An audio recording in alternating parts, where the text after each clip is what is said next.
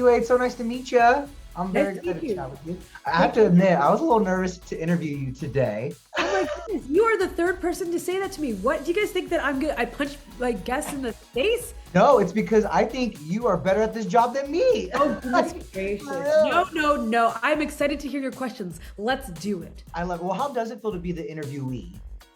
I, it feels exciting. You know, it's hard for me to relinquish control, but I think that's a part of life. You For give, sure. like, as a Pisces, I can manage. As a Libra, I would like to share the wealth, so we'll have I love an even energy exchange. Hi, I'm Ziwe, actress, model, pop star. Last summer, I went viral for asking hard-hitting questions. How many black friends do you have? And now I famously have a TV show starring me. Congrats on the success of the first season. Thank It was you. so insane. I mean, you're so brilliant. And of course, I've seen a couple episodes of the second season, but I'm curious, now that you have that first one under your belt and guests more or less know what they're in for, did you find that people were jumping at the chance to be on the show, or was it kind of harder to book people this season? No, it's easier. It's honestly because we don't have to explain it as this show doesn't exist, but this is the general vibe. Here's a YouTube clip. Now we have Andrew Yang and Fran Lebowitz, and now even today we have Chet Hanks and Mia Khalifa and Emrata and Adam Pally and Katya Zamos-Jakova, and Charlemagne and all these great guests like Nicole Byer to show others that it's a really fun, loose interview that isn't about like anything malicious. It's just about like having interesting conversations and being vulnerable and honest and real. What kind of conversations did you want to have? Like, what were the big ones that you wanted to address in season 2? I mean, every theme is around what I really wanted to talk about. I'm obsessed with the fanfare around critical race theory and banning books. I love that. Like, I'm not entirely sure people know what that expression means, and so that's how I approached the Charlemagne interview versus celebrity rights activism. You know, as a newfound celebrity, I really identify with people who are known and in public, and so I wanted to talk to someone who I would describe as a famous baby on the show. And so this was an example of that, as well as climate change. Right? This is like one of the most pressing issues of our lifetime. Why not talk to Alana Glazer and then maybe strip for the penguins to like raise money against climate change? But all of this is great. Now that you're so famous, like, what would you say is your favorite thing about celebrity life, and what's the most challenging for you?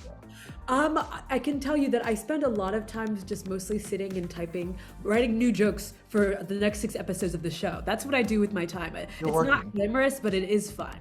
I love that. Well, I can tell you have so much fun on this show. We have to talk about one of your most iconic bookings yet, which for me was Dumois. Like, what?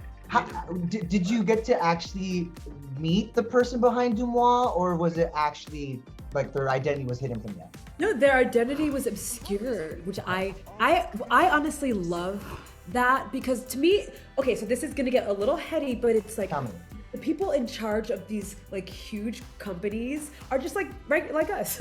They could be anyone. Literally, Dumois could be anyone. You could be Dumois. How do you know that I'm not Dumois? You know, and so I think that having her identity obscured and having her answer questions like, "How many black friends do you have?"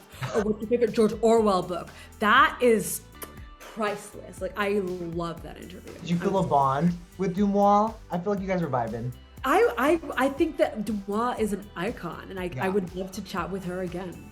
Yeah. Were there any requests that you had for that interview, or did Dumois have any requests for you, or did it just happen? We have a pre-interview and we brief our guests, so they're aware. I mean, and also the show has a season 1, so they're aware that it's going to be sort of like offbeat questions and a little raucous and fun. But that's kind of the excitement around it, right? Is that you never know what to expect from me as a host, but also from the guests. And so when you're surprised as an audience, I'm also surprised as. You're also surprised. Honestly, like we are feeling that moment as a community. Like we're honestly. Yeah. So that was the process with her. Are there any marginalized communities you want to apologize to? No. Another great guest, Chet Hanks. Yeah. I mean, I'm assuming it was your idea to have him on, but was he, I don't know, did he surprise you at all? I mean, Chet surprised me. I was trying to figure out how the interview came to be. I reached out to him like a year ago to book him on my IG Live, and it never worked out. And then a guest dropped out, and then he randomly texted me, just like congratulating me on my work. And then I asked him like, oh, hey, do you want to do the show? And then I booked him, and he flew in like 2 days later. So I was so delighted. He had been someone who I thought would be an iconic guest for years. And I think that interview was an iconic interview. It was so wild. I mean, what did you think of him like flirting with you during the interview and just some of his isms? Like he had some one-liners where I was like, okay, Chad. I think my favorite part is the way that the crew sort of turns against me. And by the way, like there's nothing on video that could capture the way in which that they sort of, those Benedict Arnolds sort of walked away from me and into the arms of Chet Hanks. And that is beyond. It was like Arsenio Hall, like people were cheering his name. It was absolutely, I could have never expected it because the interview was it was the different energy, right? Like it's him being like, you guys aren't gonna clap. And then by the end, he's like doing a diatribe about the universe. So I think that that's kind of a testament to the interview process, right? Even with Fran last season, you kind of loosen up. It's fun. It's as fun as you're having watching it, the discomfort and like the like laugh out loud moments. That's how we feel in person. It's really, like, really silly. He somehow made quoting the Joker from The Dark Knight so endearing. Like it was weird, and all of a sudden he didn't stop, and it's like, oh wow, he is just living in it in the moment. My favorite part was when he goes, John David Washington. Shout out to John David Washington. I love it. It's iconic. But what's nice about this show is that like there's an energy for everyone, right? So it's like there's Katya's. You haven't seen the Katya episode? I haven't. The Katya episode is quotables. Ooh, quotables. Is it? And yeah, of course, Katya's an icon. And so every single interview, you're like, if it has a general vicinity of your interests, you're going to enjoy. Like Alana Glazer, if you guys haven't seen that, we bring out a child and we make her apologize to a child about climate change, and it is comedy gold. So.